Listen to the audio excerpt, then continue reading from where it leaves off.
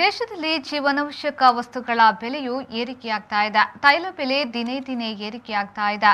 100 ದಿನದಲ್ಲಿ ಪೆಟ್ರೋಲ್ ಬೆಲೆ ಕಡಿಮೆ ಮಾಡುತ್ತೇನೆ ಎಂದು ಪ್ರಧಾನಿ ನರೇಂದ್ರ ಮೋದಿ ಅವರು ಹೇಳಿದರು.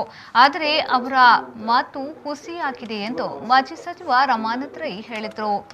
ಮಂಗಳೂರಿನ ಕಾಂಗ್ರೆಸ್ ಕಚೇರಿಯಲ್ಲಿ ಸುದ್ದಿಗೋಷ್ಠಿ ನಡೆಸಿ ಮಾತನಾಡಿದರು. ಪಕ್ಷದ ಮುಖಂಡರು, ಸಚಿವರು ಬೆಲೆ ಏರಿಕೆ ಸಮಸ್ಯೆ ಇಲ್ಲ, ಇದು ವಿರೋಧ ಪಕ್ಷಗಳ ಅಪಪ್ರಚಾರ ಎಂದು ಹೇಳ್ತಾರೆ. ಜಿಲ್ಲೆಯಲ್ಲಿ ಅನೈತಿಕ ಪೊಲೀಸ್ಗಿರಿ ನಡೆಸ್ತಾರೆ. ಇವರು ಕೇವಲ ಭಾವನಾತ್ಮಕ ವಿಚಾರಗಳನ್ನ ಮುಂದಿಡ್ತಾ ಇದ್ದಾರೆ. ಇದಕ್ಕೆ ಜನರು ತಕ್ಕ ಉತ್ತರ ನೀಡಲಿದ್ದಾರೆ. ಇಲ್ಲಿ ನಿಜವಾದ ಸಮಸ್ಯೆ ನಿತ್ಯ ಏರಿಕೆಯಾಗ್ತಾ ಇರುವ ಬೆಲೆ. ಜನರಿಗೆ ಇದರಿಂದ ದೀಪಾವಳಿ ಆಚರಣೆಗೂ ಸಮಸ್ಯೆಯಾಗಿದೆ. ಕೊರೋನಾ ಹಿನ್ನೆಲೆಯಲ್ಲಿ ಪೆಟ್ರೋಲ್ ಬೆಲೆ ಏರಿಕೆಯಾಗಿದೆ ಅಂತಾರೆ. ಹಾಗಿದ್ರೆ ನೇಪಾಳ, ಶ್ರೀಲಂಕಾದಲ್ಲಿ ಕೊರೋನಾ ಇಲ್ಲವೇ?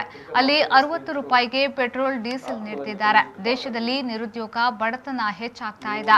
ಶ್ರೀಮಂತ ಪ್ರಪಂಚದಲ್ಲಿ ಶ್ರೀಮಂತರಾಗ್ತಾನೆ ಇದ್ದಾರೆ. ಬಡವರು ಬಡತನ ರೇಖೆಗಿಂತ ಕೆಳಗೆ ಹೋಗ್ತಾ ಇದ್ದಾರೆ. ನಿತ್ಯ ಬೆಲೆ ಏರಿಕೆಯ ಮೂಲಕ ಜನರಿಗೆ ಬರೆ ಹಾಕ್ತಾ ಇದ್ದಾರೆ ಎಂದು ಮಾಜಿ ಸಚಿವ ರಮಾನಾಥ್ ರೈ ಹೇಳಿದ್ರು. ಜೀವನಾವಶ್ಯಕ ವಸ್ತುಗಳ ಬೆಲೆ ಜಾಸ್ತಿ ಆಗಿದೆ. ದಿನ ಬಳಕೆ ವಸ್ತುಗಳು ಅಂತ ಹೇಳೋದಕ್ಕಿಂತ ಹೆಚ್ಚಾಗಿ ಜೀವನಾವಶ್ಯಕ ವಸ್ತುಗಳು, ಅದಿಲ್ಲದೆ ಬದುಕಲಿಕ್ಕೆ ಸಾಧ್ಯ ಆಗೋದು. ನಿರಂತರವಾಗಿ ಬೆಲೆ ಏರಿಕೆ ಆಗ್ತಾ ಇದೆ. 100 ದಿವಸದಲ್ಲಿ ಪೆಟ್ರೋಲ್, ಡೀಸೆಲ್ ಕಡಿಮೆ ಮಾಡ್ತೀನಿ ಅಂತ ಭರವಸೆ ಕೊಟ್ಟಿರ್ತಕ್ಕಂಥ ದೇಶದ ಪ್ರಧಾನಮಂತ್ರಿ ಬಹುಶಃ ನಿತ್ಯ ಬೆಲೆ ಏರಿಕೆಗಳನ್ನು ನಿಯಂತ್ರಣ ಮಾಡುವಲ್ಲಿ ಸಂಪೂರ್ಣ ವಿಫಲವಾಗಿರ್ತಕ್ಕಂಥ ಮತ್ತು ಇವತ್ತು ಡೀಸೆಲ್, ಪೆಟ್ರೋಲ್, ಗ್ಯಾಸ್ ದರ ಜಾಸ್ತಿಯಾಗಿ ಜನಕ್ಕೆ ಬದುಕುವುದೇ ಕಷ್ಟ ದಿನಗಳು ಬಂದಿದೆ. ಪತ್ರಿಕಾ ಮಾಧ್ಯಮ ಸ್ನೇಹಿತರು ಆತ್ಮದಲ್ಲಿ ಕೈ ಇಟ್ಟು ಮಾತಾಡಬೇಕು. ನೀವೊಂದು ವಾಹನ ನಿಮ್ಮಲ್ಲಿ ಸಣ್ಣದು ಇರ್ಬೋದು ಪ್ರತಿಯೊಬ್ಬರಲ್ಲಿ. ಆ ವಾಹನಕ್ಕೆ ಪೆಟ್ರೋಲ್ ಹಾಕಿ ಬಹುಶಃ ನಿಮ್ಮ ಬದುಕು ಹೇಗಿದೆ ಅಂತ ಹೇಳೋದನ್ನು ದೇವರಿಗೆ ಮತ್ತು ನಿಮಗೆ ಮಾತ್ರ ಗೊತ್ತು, ನನಗೂ ಅಷ್ಟೇ. ಆದರೆ ಕೆಲವು ಮಂತ್ರಿಗಳು, ಪಕ್ಷದ ಮುಖಂಡರು ಬೆಲೆ ಏರಿಕೆ ಅದು ದೊಡ್ಡ ವಿಷಯ ಅಲ್ಲ, ವಿರೋಧ ಪಕ್ಷದವರು ಮಾಡತಕ್ಕಂಥ ಅಪಪ್ರಚಾರ ಅಂತ ಹೇಳ್ತಾರೆ. ಭಗವಾನ್ ಖೂಬಾ ಅಂತ ಹೇಳಿ ಕೇಂದ್ರ ಸಚಿವರು ನಮ್ಮ ಜಿಲ್ಲೆಗೆ ಬಂದಿದ್ದಾರೆ.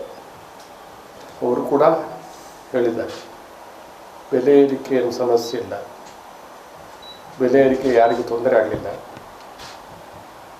ಇದು ವಿರೋಧ ಪಕ್ಷದವರ ಅಪಪ್ರಚಾರ ಅಂತ ಹೇಳ್ತಾರೆ. ಈ ಹೇಳಿಕೆಗಳನ್ನು ಭಾಳಷ್ಟು ಮಂದಿ BJP ಮುಖಂಡರುಗಳು ಹೇಳ್ತಾರೆ.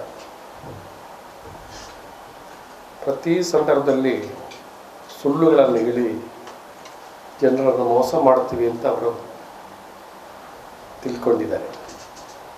ಇನ್ನು ಹಾನಗಲ್ ಉಪಚುನಾವಣೆಯ ಫಲಿತಾಂಶದ ಬಗ್ಗೆ ಪ್ರತಿಕ್ರಿಯೆ ನೀಡಿದ ಅವರು, ಹಾನಗಲ್ ಉಪಚುನಾವಣೆಯಲ್ಲಿ ಕಾಂಗ್ರೆಸ್ ಗೆಲುವು ಸಾಧಿಸಿದೆ. ಇಲ್ಲಿ ಹಣಬಲದ ಮುಂದೆ ಕಾಂಗ್ರೆಸ್ಸಿಗೆ ಜಯ. ಮನೆ ಮನೆಗೆ ಕವರ್ ಮೂಲಕ ಹಣ ಹಂಚಿದ್ದಾರೆ. ಇದರ ವಿರುದ್ಧ ಕಾಂಗ್ರೆಸ್ ಹೋರಾಟ ನಡೆಸಿ ಜಯ ಪಡೆದಿದೆ. ಕಾಂಗ್ರೆಸ್ ಮುಕ್ತ ಭಾರತ ಮಾಡುತ್ತೇವೆ ಎಂದು ಅಪಹಾಸ್ಯ ಮಾಡಿದ್ರು. ಯಾರು ಮುಕ್ತ ಮಾಡುವುದು ಜನ ತೀರ್ಮಾನ ಮಾಡ್ತಾರೆ, ಪಕ್ಷಗಳು ಅಲ್ಲ ಎಂದು ಮಾಜಿ ಸಚಿವ ರಮಾನಾಥ್ ರೈ ಹೇಳಿದ್ರು. ಇವತ್ತು ನಾವು ಕರ್ನಾಟಕದ ಹಾನಗಲ್ ಗೆದ್ದಿರ್ತಕ್ಕಂಥದ್ದು ಹಣ ಬಲ ಮತ್ತು ತೋಳ್ಬಲದ ಮಧ್ಯೆ ನಾವು ಗೆದ್ದಿರ್ತಕ್ಕಂಥ ಸಂಪೂರ್ಣವಾಗಿ ಸಂಪೂರ್ಣವಾಗಿ ಆಡಳಿತ ಯಂತ್ರವನ್ನು ಪತ್ರಿಕಾ ಮಾಧ್ಯಮ ಸ್ನೇಹಿತ ಅಲ್ಲಿರುವವರಿಗೆ ಖಂಡಿತ ಗೊತ್ತಿದೆ.